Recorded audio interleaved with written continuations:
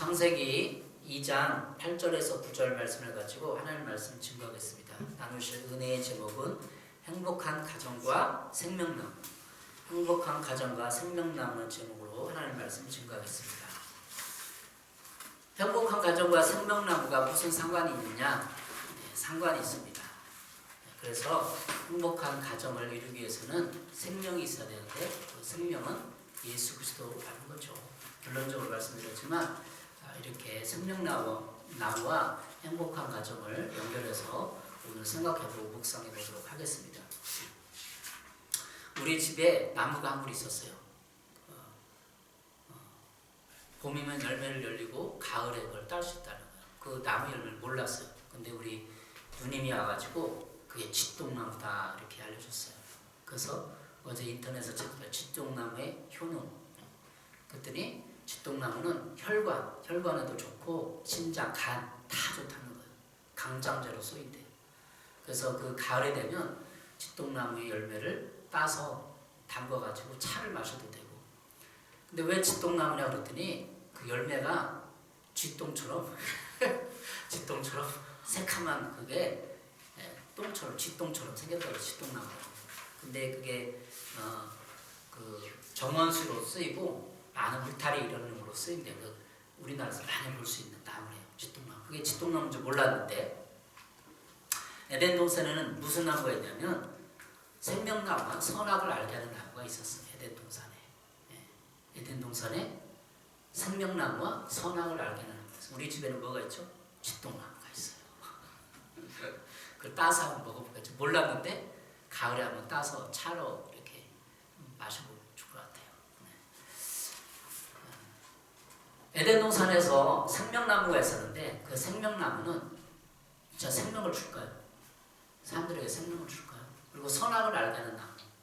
오늘 창세기 2장 8절 9절 읽었는데 8절 이렇게 말했어요. 하나님이 동방의 에덴에 동산을 창설하시고 그 지으신 사람을 거기 두시니라.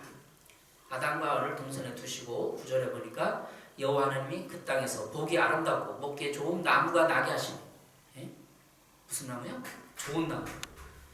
보기 아름답고 먹기에 좋은 나무. 먹기에 좋다. 먹기에 좋은 나무. 뭐 배도 있었겠고 사과도 있었겠고 그렇겠죠. 좋은 나무를 나게 했어요. 그래서 동산 가운데는 생명나무와 선악을 알게 하는 나무도 있었어요. 무슨 나무? 생명나무와 선악을 알게 하는 나무. 그걸 따먹으면 생명나무를 따먹으면 생명을 얻는 건가요? 모르겠어요. 그건 성경에 안 나오니까. 어쨌든 두 나무가 있었는데 문제는 그거예요. 하나님이 이렇게 말했어요. 15절 2장 15절에 여호와 하나님이 그 사람을 이끌어 에덴 동산에 두어 그것을 경작하며 지키게 하시고 여호와 하나님이 그 사람에게 명하여 이르시되 동산 각종 나무 열매는 내가 먹되 임으로 먹되 동산 모든 나무의 임으로 네 마음대로 먹을 수 있다. 17절 선악을 알게 하는 나무는 먹지 말라. 선악을 알게 하는 나무는 먹지 말라. 근데 먹었을까요? 안 먹었을까요? 선악을 알게 하는 나무. 먹었어요. 결국은 먹었어요. 여기 보세요. 먹어서 아담과 하와가 에덴 동산에서 쫓겨났다는 거죠. 자, 지난주에 의해서 가정주의를 이렇게 가정에 대한 설교를 하고 있습니다. 지난주에 가정의 이해에 대해서 가정의 이해는 했는데 행복은 안 했어요. 그래서 행복에 대해서 포커스를 맞추겠습니다. 어떻게 하면 가정이 행복할까? 하나님이 아담을 갈빗대를 뽑아서 하와를 만들었어요. 그것은 기독교 평등사상이라고 얘기했어요.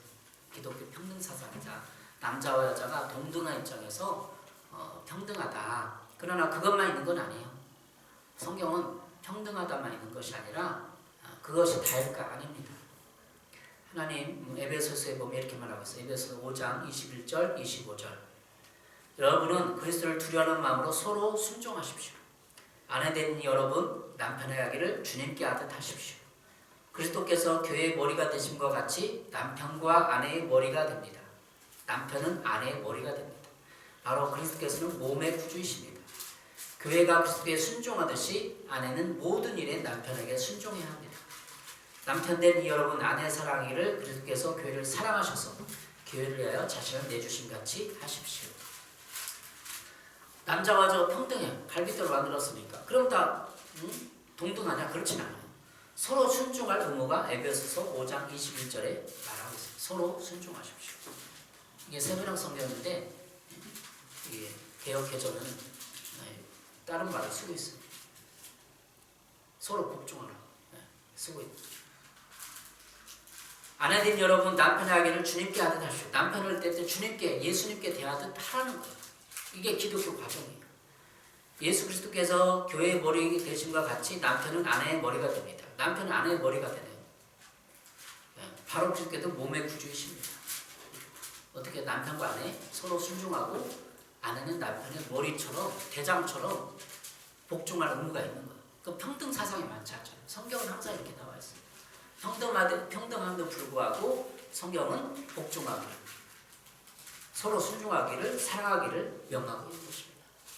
이해했습니까? 지난주 갈빗대에 동등하다 그것을 끝나면 안 되고 서로 해야 할 역할이 있고 의무가 있고 그런 것이죠. 그래서 신명기에 보면 가정 행복에 대한 핵심 포인트가 나와 있어요. 신명기 10장 12절 13절. 이스라엘 자손 여러분, 지금 주 당신들의 하나님이 당신들에게 원하는 것이 무엇인지 아십니까? 주 당신들의 하나님을 경외하며 그의 모든 길을 따르며 그를 사랑하며 마음을 다하고 정성을 다하여 주 너희 하나님을 섬기며 당신들이 행복하게 살도록 내가 오늘 당신들에게 명하는 주 너희 하나님의 명령과 규례를 지키느니 아니겠습니까? 세번역 성경이죠. 당신들이 행복하게 살도록 명령과 규례를 지켜라 이거예요. 하나님은 우리가 행복한 가정을 이루기 위해서 남자와 여자 동등한 평등한 이치에도 있지만 결국은 남편은 아내를 사랑하고 아내는 남편에게 순종하고 복종할 책임과 의무, 명령을 지켰을 때 행복한 가정을 이룰 수 있다는 것입니다. 하나님 명령과 규례를 지킬 때 행복한 가정의 모양대로 살았을 때. 에베소서 5장 33절에 그러나 너희도 각각 자기 아내 사랑을 같이 하고 아내도 자기 남편을 존경하라. 존경의 의무가 있어요. 세번역 성경을 이걸 존경을 존중이라고 뭐라고 번역하고 있어요. 그러므로 여러분도 각각 자기 아내를 자기 몸같이 사랑하고 아내도 자기 남편을 존중하십시오. 존중해야 돼요. 그러니까 기독교 가정은 서로 존중. 평등한데 뭘 존중해? 그렇잖아요. 존경하고 다른 말로 존중했을 때 행복한 가정을 이룰 수 있는 것이죠. 여호와 하나님이 그 땅에서 보기 아름답고 먹기 좋은 나무가 나게 하신 동산 가운데는 생명나무와 선악을 알게 하는 나무도 있더라. 생명나무가 뭘까요? 선악을 알게 하는 나무가 뭘까요? 하나님이 인간의 행복을 위해서 가정을 위해서 주신 선물, 생명나무와 선악을 알게 하는 나무. 우리도 하나님 우리 가정에 우리 집에 쥐똥나무를 줬는데 쥐똥나무를 별로 똥이네 아무것도 아니네 무슨 나무야 하고 그냥 지나갔으면 모르는 그걸 정체를 알았을 때 쥐똥나무의 정체를 알았을 때 몸에 좋은 거구나 알았을 때 확 뜨는 것처럼 생명나무와 선악을 알게 나무의 정체를 알았을 때 행복한 가정을 이룰 수 있는 것입니다. 자 그러면 생명나무와 선악을 알게 나무가 무엇인지 우리 살펴보도록 하겠어요. 창세기 2장 9절에 있는 것처럼 생명나무와 선악을 알게 나무가 뭘까? 창세기 2장 16, 17절입니다. 주 하나님이 사람에게 명하셨다. 동산에 있는 모든 나무 열매는 내가 먹고 싶은 대로 먹어라. 그러나 선과 악을 알게 하는 나무 열매는 먹어서는 안 된다. 그것을 먹는 날에는 너는 반드시 죽을 것이다. 세번역 성경이 쉽죠? 먹으면 죽는다. 하나님은 인간을 로봇으로 만들지 않았어요. 로봇은 선택할 권리가 없습니다. 그러나 사람만이 선택할 수 있는 자유가 있습니다. 인간은 선택의 자유가 있는 인격적인 존재예요. 인격적으로 존재라는 것은 소중히 여겨야 한다는 것은 가정에서 아빠 엄마가 서로 소중히 여기지 않고 반말하고 무시하고 이렇게 불편한 언어를 하고 불쾌하게 하고 빈정거리고 그러면 어떻게 하겠어요? 소중히 여기지 않는 거예요. 그럼 비인격적인 거예요. 그 자체가 소중히 여겨주고 그 사람의 의사에 어떤 뜻이 있는지 들어주고 그것을 무시하지 않는 것이 존중이라는 단어를 설명하는 거예요. 그래서 에베소서 5장 33절은 존중의 의무를 이해하고 있는 거예요. 아까 얘기했죠? 서로 존중하라고. 그러므로 여러분도 각각 자기 아내를 자기 몸같이 사랑하고 아내도 자기 남편을 존중하십시오. 그래서 존중해요. 비아냥거리거나 빈정대거나 무시하거나 낮게 얘기하면 소중히 하게 서로가 서로. 가정은 기독교 가정은 서로가 서로 소중히 하게. 때로는 남편이 돈을 못 벌 수도 있고 해고당할 수도 있고 자녀가 공부를 못할 수도 있고 빵점 맞을 수도 있고 뭔가 값어치 없게 세상 기준에 미달되게 보일 수도 있어요. 그러나 그렇더라도 하나님의 형상이 담겨지는 인간 한 영혼으로 소중히 여겨요. 가정에서부터 소중히 여겨요. 우리 아이를 소중히 여겨요. 너무나 사랑스럽고 귀한 아이 하나님 우리 가정에 보내주셨구나. 소중히 여깁니다. 그래서 존중이라는 것은 가정의 기독교 가정의 기본 토대가 되는 거예요. 인격을 존중하는 것. 존중이라는 것은 인격적인 관계를 세우는 기초이고 행복의 기초입니다. 하나님도 우리를 존중하셔요. 하나님 어떻게 존중할까요? 계시록 3장 20절 보아라 내가 문 밖에 서서 문을 두드리고 있다. 누구든지 내 음성을 듣고 문을 열면 나는 그 집으로 들어가서 그와 함께 먹고 그는 나와 함께 먹을 것이다. 예수님이 문을 두드리고 있는 거. 문 열어줄 때까지 기다리는 거. 하나님은 이 번호키에 번호를 알겠어요. 문에 번호키가 있잖아요. 딱딱딱 알았어요. 하나님은 그 번호키를 따고 일방적으로 들어가지 않아요. 발로 차서 문을 뿌개고 들어가지 않아요. 부시고 안에서 자발적으로 문을 열어줘야 하나님은 들어갈 수 있는 거예요. 이것이 선택의 자유를 주셨다는 것입니다. 인간을 로봇으로 만지 않고 선택할 수 있는 자유를 주셨다는 거예요. 다시 말하면 선택할 수 있는 자유를 주신 이유는 우리가 인격적인 존재로 만들어졌다는 것을 의미합니다. 그래서 행복한 가정이 되기 위해서는 우리의 선택을 존중해주는 인격적인 관계를 맺을 때 가능한 거예요. 선택을 존중해줄 때. 근데 20살 때까지는 아버지의 아빠 엄마의 가이드를 잘 받으면서 순종훈련을 쌓을 그 시기가 20살 때까지. 그러나 한 사람의 인격으로서 어린아이들에도 초등학생이라도 자기 의사를 표현할 수 있는 권리가 있는 거예요. 그 권리를 막아서는 것은 강제하는 것이고 비인격적이 되는 거예요. 여러분 하나님의 문을 두드리면 열어주면 되는 것처럼 우리도 우리의 서로의 의사, 서로의 뜻을 강제하면 안 되는 거예요. 그냥 문을 두드리고 딱 똑똑 희수야 그건 그런 것 같아 이렇게 하자 이렇게 제안하고 권유하고 어드바이스하고 싫어요 그러면 어쩔 수 없는 거예요. 부모가 보기에 철두철미하게 옳은 것이다 그러면 우리 아이를 위해서 강제할 수 있어요. 그러나 그것도 인격을 무시하지 않는 그런 범위 안에서 가능한 것이죠. 자, 생명나무가 무엇입니까? 나무에 대해서 계속 하나님의 인간을 로봇으로 만들지 않았다. 자유의지를 주었다. 선택할 수 있는 권리. 이게 비인격적인 인간이죠. 자, 그러면 생명나무는 무엇인지 구체적으로 살펴보겠습니다. 그것은 인간은 하나님과 관계 속에서 살아가는 인격적인 존재라는 것을 말해줘. 생명나무. 왜 생명을 걷다 나무가 수만 그루 수천 그루가 있었겠죠. 우리 공원 겨울 때 걸어왔잖아요. 나 무슨 나무인지도 몰라요. 뭐 전나무 여기 무슨 나무인데 이름 하나 몰라요. 수천 그루 수만 에덴 동산에도 나무가 많이 있었어요. 근데 딱 2개의 나무만 이름을 정했어요. 생명나무, 선악을 알게 됩니다. 모르죠. 아담이 그 나무마다 이름을 다 졌을지. 그건 하나님이 짓지 않은 생명나무하고 생명을 알게 나는 하나님이 이름을 져준 거예요. 나머지는 아담이 진 거야. 아담이 이건 무슨 나무? 아담이. 왜? 하나님이 오늘 창세기 2장 8절에 보니까 바뀌었어요. 돌보게 했어요. 에덴 동산을 돌보게 한 거예요. 그러면 에덴 동산을 아담이 걸으면서 이건 무슨 나무다, 이건 무슨 나무다, 아, 이 나무는 왜 이렇게 잘 안 자라지? 하면서 해충은 안 먹었나? 예를 들자면 이렇게 관리를 했던 거예요. 정원 관리사였어. 아담이 에덴 동산을 관리해줬어. 아담을 맡아서 관리하겠다고 성경 분명히 얘기했으니까 맡아서 관리하는 오늘 이 나무가 이렇게 이 나무는 뭐 어쩌고 온도가 습도가 좀 이렇게 맞구나. 아이 이렇게 관찰하는 거예요. 생명나무도 딱 보니까 하나님이 생명나무는 먹어도 돼. 선악을 하면 먹지 않아도 돼. 고민에 빠지는 거예요. 왜 그랬을까? 아담의 IQ가 몇 대일 것 같아요? 200은 될 것 같아. 200은. 천재. 하나님 만들었을 때 IQ는 예? 천재. 어쨌든 그 나무에 대해서 고민을 하고 생각을 하고 했었어요. 생명나무를 먹어도 돼? 먹었겠죠. 몇 번 따먹었겠죠. 시간이 어느 정도인지 모르겠는데 선악을 알거나 따먹으면 안 된다. 요한복음 17장 3절 이렇게 말하고 있어요. 영생은 오직 한 분이신 참 하나님 알고 또 아버지께서 보내신 예수 그리스도를 아는 것이다. 영생, 영원한 삶. 영원하게 사는 것은 생명나무와 관련있지만 영생은 하나님을 알고 아버지께서 보낸 예수님을 아는 거예요. 알려면 지식적으로 아는 것이 아니라 만나야 하고 대화해야 하고 시간을 내야 하는 거예요. 사귀어야 합니다. 그래서 영생은 관계입니다.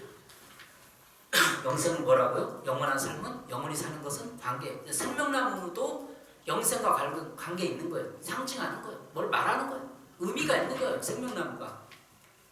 생명나무를 보면서 하나님과 관계를 맺기 시작하는 거예요. 하나님과 불화했을 때 곧 지옥이에요.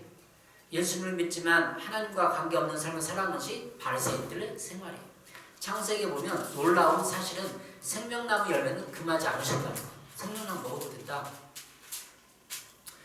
천국에 요한계시록 22장에 천국이 나오는데 천국에 생명수의 강이 흐르고 있어요. 그 주변에 무슨 나무가 있는 줄 아세요? 생명나무가 있어요. 요한계시록 22장 2절. 도시의 넓은 거리 한가운데를 흘렀습니다. 강 양쪽에는 12종류의 열매를 맺는 생명나무가 있어서 달마다 열매를 내고 그 나뭇잎은 민족들을 치료하는 데 쓰입니다. 강 양쪽, 천국의 강 양쪽에 생명나무가 자라고 있었어요. 그래서 매달 한 달씩 열매를 맺는 거예요.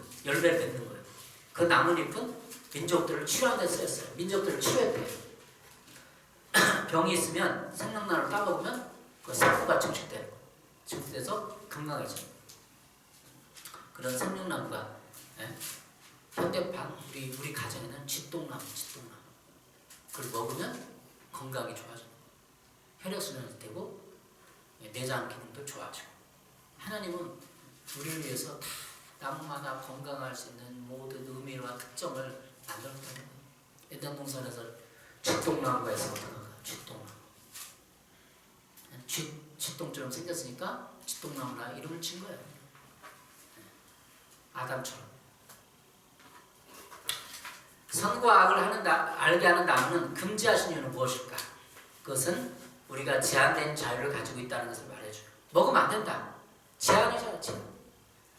다 먹을 수 있어. 나무에 쥐똥나무도 먹을 수 있고, 사과도 먹을 수, 다 먹을 수 있어. 그러나 선악을 알게 하는 나무는 안 돼. 이거는 제한했다. 한 나무만은 먹으면 안 된다고 저는.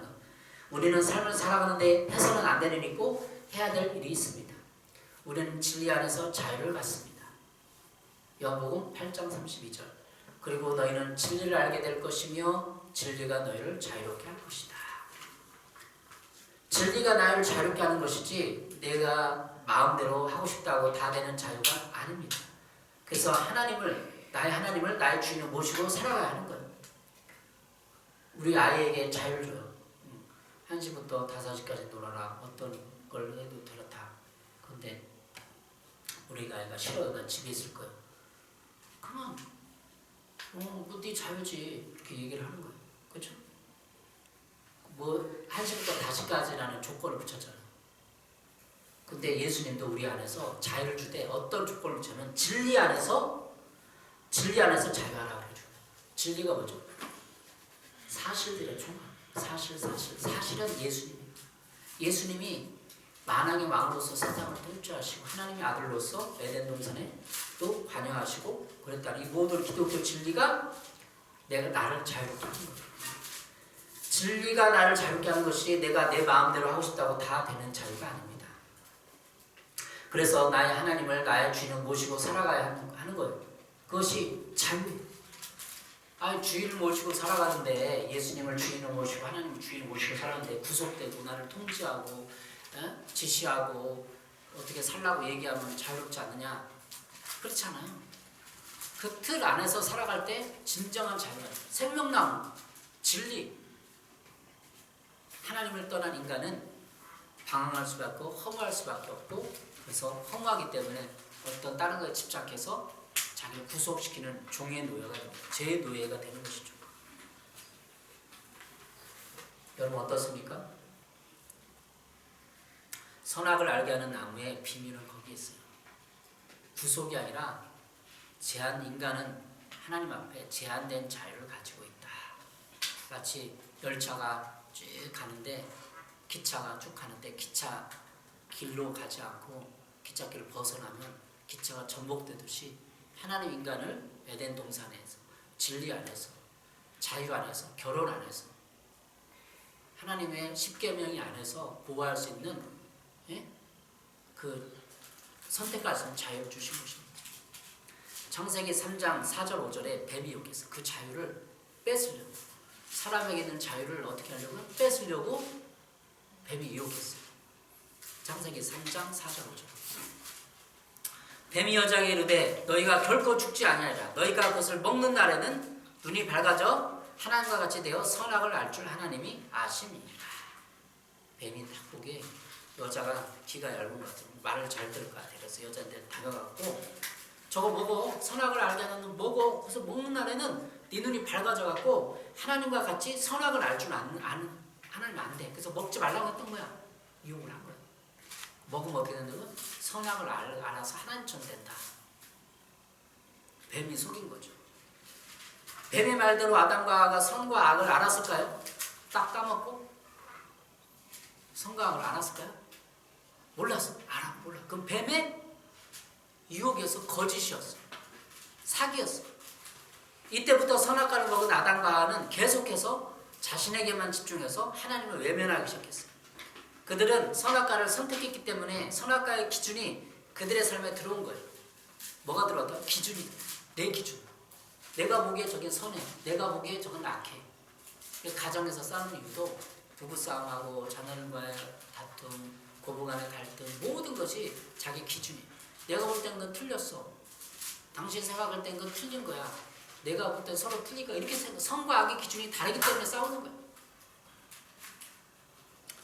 그때부터 사람들은 선과 악의 잣대로 삶 속에서 옳고 그름의 문제를 찾기 시작했어요. 내가 보기엔 그건 옳잖아. 당신이 더 그걸 했어야지. 자꾸 이렇게 하고 희수야, 얘야, 뭐하고, 삼촌, 뭐하고 자꾸 자기 기준을 갖다 대는 게 선악과를 따먹었다는 거죠. 자기 기준이 생겨버리고 하나님의 기준을 벗고 하나님 기준이 아니라 자기 기준이 생긴 거예요. 그게 선악과를 따먹었다는 증거입니다. 그런데 각기 자기만의 선과 기준이기 때문에 그는 늘 다투고 싸우고 갈등할 수밖에 없었습니다. 이런 문제를 해결해 주신 바로 예수님입니다. 예수님이 지신 십자가 사건이 선과 악의 기준을 내려놓고 은혜의 삶을 살게 하고 생명의 삶을 살게 하는 거예요. 다 용서해 주시고 그건 네 기준이 맞지 않아. 어떤 기준을 새로 예수님 줬나요? 사랑의 기준을 갖다 댄 거예요. 사랑의 기준. 사랑으로서 해결하라. 십자가 뭐예요? 십자가 뭐예요? 사랑. 사랑할 때 어떻게 기준을 가지라고? 사랑으로서. 사랑으로서 좀 더 생각하고 마음을 싸우지 않고 마음을 가라앉히면은 사랑으로서 다 이해가 되고 용납이 되고 서로 받아줄 수 있게 되는 거예요. 예수님의 사랑처럼. 예수님이 우리의 생명 다시는 증거가 있습니까? 성경에 있어요. 골로새서 3장 4절. 우리의 생명이신 그리스도께서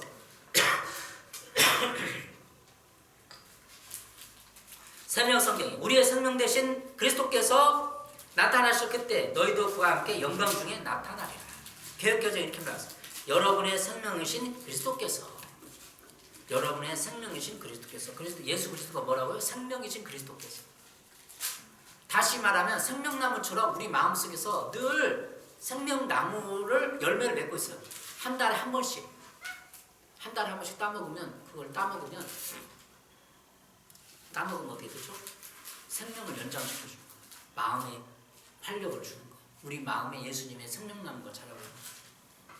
왜? 생명이신 예수님이니까 생명나무처럼 그걸 한 달에 한 번은 최소한 하나님께 예수님의 생명나무를 따먹어서 열매를 깊은 관계를 맺어요. 예수님과 인격적인 관계를 맺어서 그래서 열매를 따먹어. 그럼 우리가 새로 생명을 연장할 수 있는 건강이 생기는 거예요. 행복한 가정은 예수님을 생명을 가지고 있는 삶이에요. 예수님의 생명을 가진 삶이에요. 그것은 행위에 초점을 맞추는 것이 아니라 성품 중심의 삶으로 바뀌는 것을 의미합니다. 행위에 초점 맞추면 어때요? 너 그거 왜 40분 80점밖에 못했어? 그 왜 그 청소 안 했어? 왜 그거 안 했어? 왜 그 결근했어요? 해고당했어요? 왜 그렇게 못났어요? 자꾸 이렇게 행위로 초점 맞춰서 하는 거예요. 이게 예수 그리스도의 생명이 없다는 증거고 율법으로 산다는 증거고 그것은 곧 다시 말하면 지옥의 삶이에요. 선악과를 따먹고 지옥으로 떨어져 지옥 같은 생활을 하는 거예요. 지옥은 아니면 지옥 같은 생활이 뭐예요? 자기 기준으로 율법으로 살아가는 고역의 삶을 살아가는 거예요. 기독교는 내려옵니다. 그래서 또 사람은 우리가 어렸을 때 부모님이 이렇게 산 거를 가정에 다니니까 의식적으로 뼈저리게 뇌 속에 기억에 감정에 쌓여 있어요. 부모가 어떻게 살았는지가 내 생활 습관이 됐어요. 뭐 애들 훈계하고 지적하고 자기 기준에 80점을 맞아야 된다면서 계속 80점으로 붙였어요. 그런데 아이가 다 8점 맞나요? 아니는 50점 맞을 수도 있고 100점 맞을 수도 있고 하나님이 내려주신 달란트대로 살아가는 거예요. 훈계하고 지적하고 도와줄 수는 있지만 왜 거기는 생명이 없습니다. 지적에는 생명이 없어요. 지적에는 생명이 없어요. 그냥 놔두세요. 생명은 행위에 초점을 하는 것이 아니라 마음의 상태, 성품의 중심을 바꾸는 삶으로 바뀌는 거예요. 예수님이 나를 통해서 나타나도록 날마다 자신을 드리는 것입니다. 생명나무는 어떻게 해요? 한 달에 한 번씩 열매를 맺잖아요. 그러면 내가 하나님께 온전히 들어지고 예수님의 생명을 내가 나타나겠습니다. 나를 내 감정이래요, 내 삶이래요, 내 생각이래요 자꾸 교감하고 교주하면 내가 예수님을 통해서 나타나기 시작하는 거죠. 그래서 열매를 맺게 되는 거예요. 생명나무 열매를 맺게 되는 거예요. 각 가정마다 기독교 가정마다 예수님의 생명을 통해 행복한 가정이 되는 그 시간이 빨리 오기를 바랍니다. 여러분도 지금 시작돼서 예수님의 생명을 가지면 다 예수님께 맡기면 예수님의 생명나무가 내려서 열매를 맺을 수 있는 거예요. 훌륭한 자녀로 키우는 6가지 방법이 있어요. 5월달 우리 달력, 하늘숲의 달력에 있는 거예요. 6가지. 훌륭한 자녀로 키우는 6가지 방법. 3가지를 얘기하겠습니다. 4가지. 첫째, 자녀와 함께 시간을 많이 가져라. 자녀와 함께 시간을 많이 가져라. 2번째, 자녀를 위해 꾸준히 기도하라. 꾸준히 기도. 3번째, 자녀를 탓하지 말고 이해하라. 3번째가 지금 설교한 내용 맞는 거예요. 자녀를 탓하지 말고 이해하라. 이게 뭐예요? 은혜의 삶으로 사는 거예요. 생명나무로 사는 거예요. 자녀를 탓하는 거, 지적하고 율법적으로 사는 거예요. 선악과 내 판단에 네 탓이야. 네 판단에 내 판단에 그건 네 탓이야. 네가 잘못해서 그래. 네가 그렇게 한 거. 이게 탓하는 게 선악과를 따먹었다는 증거예요. 탓하면 안 돼요. 우리 경민이를 탓하면 안 돼요. 누구를 탓하면 안 돼요. 이해하고 받아주고. 그때는 사실대로 이거 탓하지 말고 이런 사실이 있었구나. 서로 교감하고 반성하고 그러면 되는 거예요. 탓하는 것은 죄입니다. 자녀를 탓하지 말고 이해하라. 3번째죠. 4번째, 자녀에게 계획된 목표는 실천하게 하라. 자녀와 동일하는 거. 이번 달에는 이거 계획. 이번 달에는 학원 가기 전에는 그걸 미리 예습하자. 이렇게 서로 설득이 되고 이해를 시키고 서로 약속이 되는 거예요. 자녀의 계획된 목표는 실천하게 하라. 이게 부모의 역할이에요. 하나님도 우리 인생의 목표, 계획을 실천하도록 주위 사람과 환경을 붙여서 계속 이끌어 가십니다. 오늘 행복한 가정과 생명나무에 대해서 살펴봤어요. 생명나무는 누구라고? 예수 그리스도. 내 마음에 생명나무를 키워야 돼요. 나무를 키우려면 물을 주고 하는 것처럼 열매를 따야 되는 것처럼 생명나무를 여러분 마음 안에 자라게 하길 바랍니다. 그래서 가정의 달을 받아서 가정에 대해서 2주째 설교했어요. 여러분 어떠세요? 행복한 가정이 되기 위해서는 부부가 먼저 행복한 사람이 돼야 됩니다. 서로 인정하고 사랑의 기준으로 다가가야 됩니다. 그래서 선악과를 선택하면 돼요. 자기 기준에 남편과 아내를 판단하거나 정죄하거나 지적하면 안 되고 사랑 안에서 이해하고 물론 그게 그런다고 해서 그 사건이 그 환경이 없어지는 게 아니고 공감하고 도우려고 서로 아담과 하와가 도와야 돼요. 아담과 하와가 도와서 돕는 배필이잖아요. 지난주 설교처럼 부족한 부분을 메꿔줘서 비난하고 정죄하는 것은 선악과를 따먹는 거예요. 선악과 따지 마세요. 안 된다는 건 안 되는 거예요. 하나님이 이건 안 된다 그러면 안 되는 거예요. 기차가 탈선하면 안 되는 거예요. 하나님의 법 안에서, 사랑의 법 안에서 살아갈 때 기독교 가정이 되는 것입니다. 기도하겠습니다. 하나님 감사합니다. 기독교 가정이 아버지 행복한 가정을 이루기 위해서 창세기에서 살펴봤습니다. 은혜를 주시옵소서. 생명나무가 날마다 열매 맺듯이 우리 가정 안에서, 우리 교회 안에서 날마다 생명나무이신 예수님이 자라게 하시고 생명을 줄 수 있는 능력을 받게 도와주시옵소서. 선악을 알게 하는 나무를 따먹지 않겠습니다. 아버지, 다시 말하면 선과 악을 기준으로 해서 내가 판단하고 정죄하지 않겠습니다. 주님의 뜻에 맡기겠습니다. 도와주시옵소서. 은혜의 삶을 살게 해 주시옵소서. 예수님의 이름으로 기도했습니다. 아멘.